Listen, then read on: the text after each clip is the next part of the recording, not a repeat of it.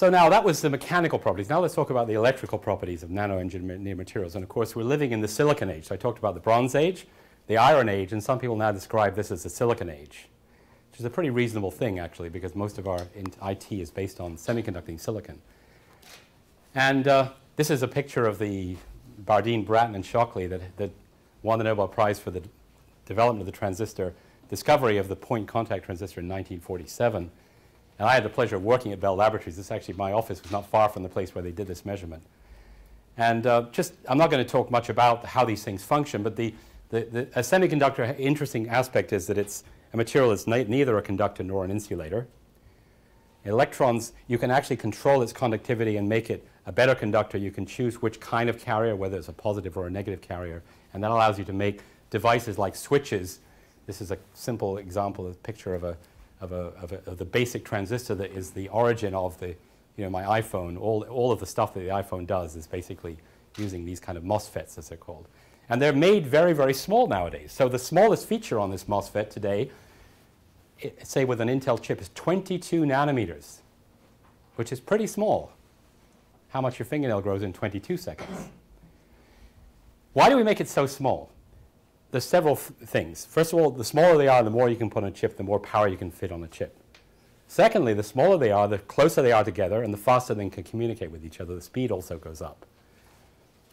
And finally, the smaller they are, you can get nano effects, and they're already occurring in transistors. The fact that it's so small, the transport goes from what's called diffusive to ballistic, and the speed goes up. You can get all kinds of interesting nanostructural effects that you can't get in larger scale devices. So that's what they are. But what I really want to talk about is how you make them. So if you have $3 billion, you can build a semiconductor fab. And this is what it looks like inside. This is what it looks like from above. You recognize the clean room concept. We have one over in the Costa Center. People are all gowned up. There's all this machinery to etch, pattern. It's all a top-down approach. You project with lithography. You make a pattern. You etch away, and then you deposit. You dope. You do all kinds of steps with this thing. It's based on the technique of lithography, which is an ancient technique. It goes back to way before that. The difference is it's an offset process to take an image from one thing onto another. Now it's done by light. But in the old days, we were making big things. Now we're making things 1,000,000 times smaller. But why is it so hard to do? There's a lot of technology in that. But one of the fundamental problems has to do with the fact that you've got a lot of dirt around.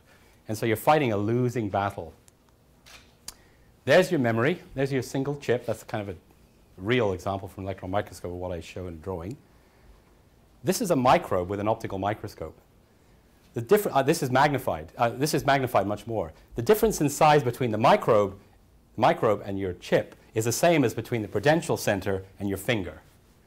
So the chip is the size of your finger. The bug is the size of the prudential center. And there's about 1 billion of them floating around in this air between me and you. There's also all kinds of other dirt, all kinds of words I can think of using that you don't see them, but the air is full of it. Imagine now trying to print a high-fidelity pattern or something and do all this etching when the world around you is full of, it's not this nice, beautiful, smooth thing. It's just dirty. It gets harder and harder the smaller things get. And so that's a fundamental reason why the cost of manufacturing is so high. Now add to it one more thing. It takes you about 100 steps to make an Intel chip, the whole thing, all the way till you can put it into your computer. Every one of those steps has a certain yield, a failure rate. I mean, you guys, you do something, it doesn't always work, right? So you manufacture something. Imagine you got 95% yield in every step. By the time you're done with 100, you ain't got nothing left. Nothing comes out the other end. You need about 99.9999%, 99.99%, because you take it to the power of 100. That's pretty difficult to do, especially in the environment I just described. That's why you get really paranoid about all this stuff. And it's just a dumb way to make stuff. It seemed to be the only way, but now we're learning about life and learning, wow, there's another way, and it sounds a whole lot better, and that's nature's way. And that's really, I think, the key of nanotechnology. I'm going to skip over this for a minute. There's interesting optical materials, too, but let me go to the part about, I'll come back to that. So really, proteins are kind of the ultimate nanomachine. This is a protein. This is the ribosome. So the ribosome is an organelle in the cell which manufactures all your proteins. It takes from your DNA, it takes transfer RNA, and it basically like a machine that just churns out your proteins. Without the ribosome, you're nothing. And it really is, in fact, I learned much more about this because I had the job of running this facility here, the Advanced Photon Source, for the last 10 years, where half of the research is done by structural biologists using X-rays to visualize the structure of proteins. Because biology is, I've now learned, is form equals function. You have to know what it looks like, the shape, to understand how it functions. The chemical formula of this protein is a useless piece of information. It says 900,000 carbon atoms, 763,000 hydrogen atoms, 8 sulfur atoms, 1 iron atom, whatever. That's not going to tell you anything. Really what proteins, as I view them, are about, this is a crude non-biologist, there's usually a very active site, often it's a metal, and it's protected by a cage which allows only the right reactions to occur. It's an enzyme. Its job is to allow at the right time in the right place something to happen chemically. And the shape determines how it's going to do that.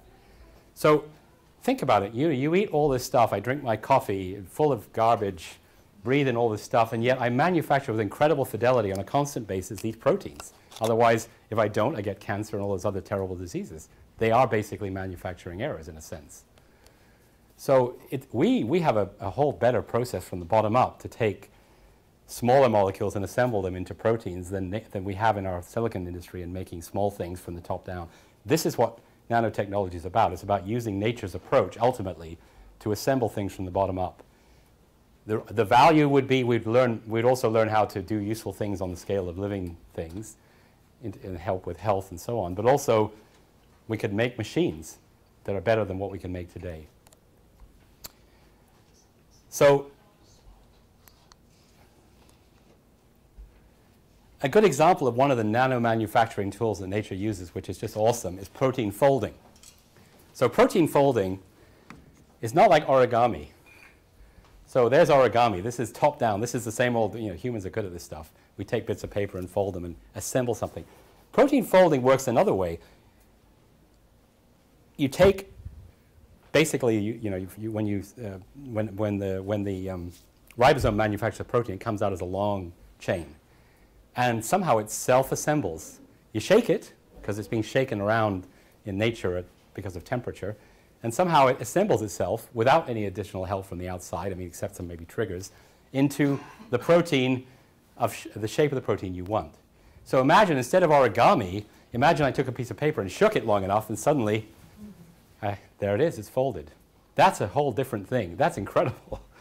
And the way it does it is there are sticky bits and all the bonds that are going to get made, and they try all the random. We don't fully understand. We don't yet know how to predict even what will happen. If you get that formula, there's nobody who can actually tell you what it's going to look like yet. Hopefully we'll get there after you do the shaking bit. Never mind actually using that to make something. But nonetheless, it's sort of incredible. This bottom-up folding process is a way of assembling structures with incredible fidelity. Is awesome compared with the way we do it. A lot cheaper and a lot more efficient, and it's fault tolerant. There's mechanisms in the body, obviously, for destroying or stopping faults or interfering with them and so forth. So it's really what I think the key thing about nanotechnology is learning how to be inspired by that, both to understand life, but also to use these approaches to make things that are useful as well.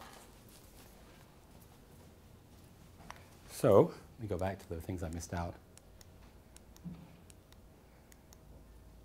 When do I finish? I forget. 4:30? Okay. So here's some more interesting nano effects. This is very related to the sound in the pipe. If you make particles of different sizes in colloidal solution, they have different colors because the electrons, or the energy gap in the electrons, is determined by the physical size, just like the wave in the pipe is. And the smaller particles are bluer, and the larger particles are redder, and you can make anything you want between the two. This is also actually quite useful. It's being used in biology as a tag. You can basically use these particles to distinguish different sites, put them on something that will bind.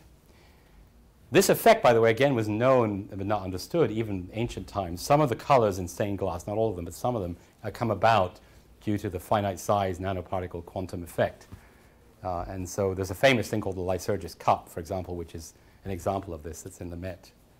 So that's 2,000 years old. So people were doing this without understanding what was going on. Nature makes very interesting optical nanomaterials. The butterfly wing is one of the most interesting. This is the butterfly wing you all know and love. This is what it looks like under an electron microscope. And it's a periodic structure. It's a crystal. And so it actually, material is now used, the fancy term is metamaterial. It's a material which has unusual optical properties because when you make it ordered, when you order the structure, you can create unusual refraction effects that you don't normally see in solid materials. And that's why, if you look at a butterfly wing, it shimmers. The color is different when you change the angle of your, it's like an interference effect. So wherever that evolved, I don't know, but it created this beautiful effect, which is due to effectively nanoscale engineering at the scale of the wavelength of light.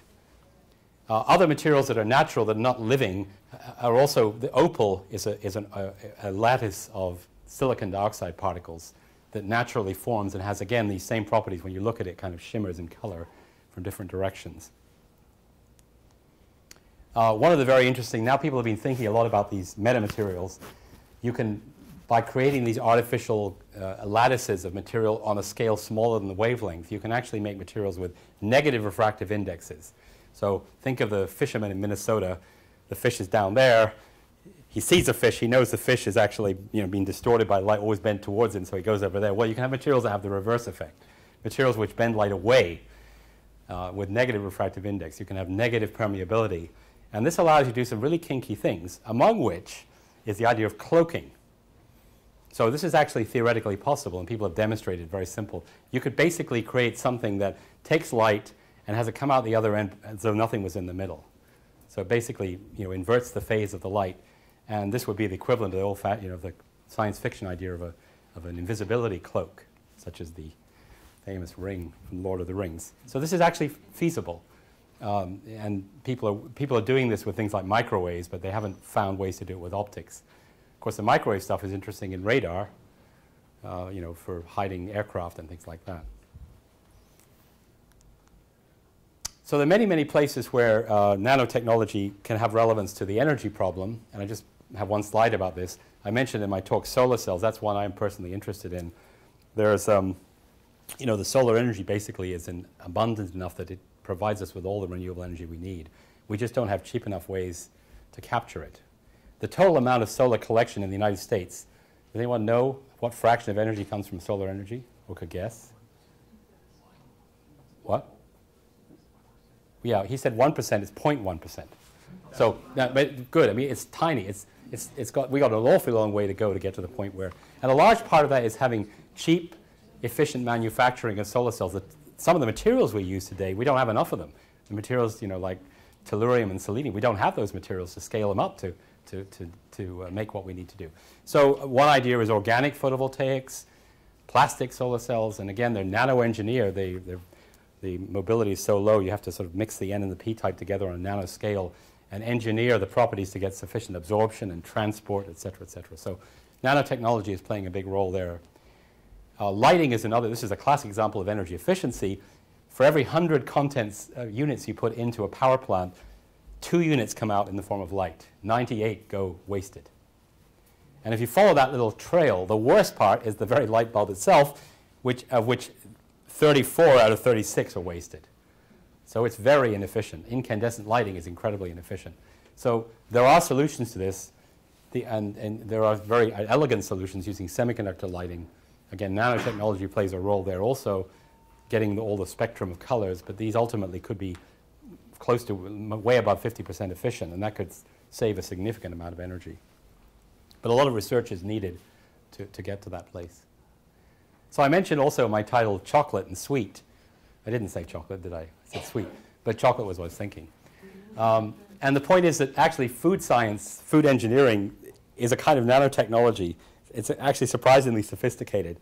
Again, a lot of it has been done empirically, but nowadays, if you go to the companies that do this stuff, they think of it like nanotechnology. So to give you one example that's very simple, is making ice cream. So if you were a chemist, the chemists were out in the quad a few weeks ago. They were making liquid nitrogen-based ice cream. So they were taking this stuff, the cream and stuff, and they poured nitrogen and stir it, and you make ice cream that way. It's very tasty ice cream. And why is it so tasty? Have any of you tried this liquid nitrogen ice cream? Yeah, Jeff has. Well, the nitrogen goes away, so it's just a process to cool it very quickly, then it evaporates. However, it's the cooling it very quickly that's key. Cooling very quickly causes the number of crystals that nucleate to be very, very high. So the crystals are very tiny before they touch each other, and you get a very high density of very small crystals, because basically ice cream is about crystallizing you know, the water and the fats. And the point is that if you make ice cream the conventional way, you have to stir it constantly like this, or have a machine that does that.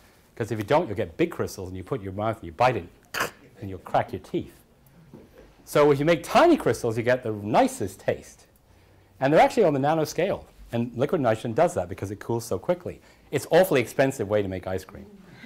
And only a chemist would think of it. But nonetheless, Dannon, I know because I met a guy from Dannon, basically did this kind of nanoengineering to make their frozen yogurt that you can take from the freezer and use a plastic spoon and eat it.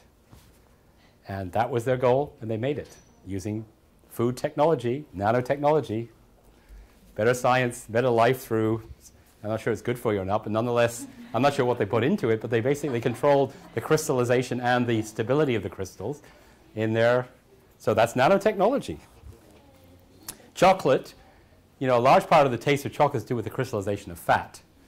And if you look into it, and this is actually an optical, no, this is an electron microscope image showing the chocolate's a multi-phase material. You've got protein, fat, cocoa. This is how you know, I'm the chef in a restaurant saying, please have our dessert. We have protein, fat, cocoa solids, and sugar crystals. It's delicious. But actually, the key is making these crystals, particularly the sugar crystals, small enough. Again, the crunchiness, the taste, are all affected by these kind of things. So it's kind of interesting. And crystallization is an area that I'm looking at Alan in the back. He studies this too. I've been interested in studying crystallization experimentally using electron microscopy. It's a very interesting field in materials. So that's the next slide. This is one of my own, actually, this was an article I wrote about somebody else's work, but basically, crystallization is very important. The nucleation of crystals is very important in many, many materials. In this case, the interest was in studying DVD materials, the things that used to make your DVD. What you have inside the DVD are little bits which are written with a laser, and they're read with a laser. And if you heat this particular material, and it's an antimony, tellurium, selenium alloy, heat it very quickly and cool it quickly, it doesn't form any crystals, but it forms an amorphous film. And that has a certain reflectivity. But if you cool it slowly, it forms a crystal. And the crystal has a different reflectivity, and you can read it afterwards. So you write it by cooling, by addressing the bits you want to write when you're in your DVD writer. It's a kind of a slow process, and it marks the ones by crystallizing them, and then you read it off with another laser very fast. Well, the challenge is shrinking the bits down to get your DVD to have your HD and your multiple this, and have a 6-hour that, and 3 dimensions. You want smaller bits. And the challenge is crystallization in the nanoscale bits is different and not very well understood. So actually, that's what this article was about. But I used in here another example from art. In Chicago, about a few years ago, there was an artist called Gordon Halloran, who put on an exhibition called the Museum of Modern Ice.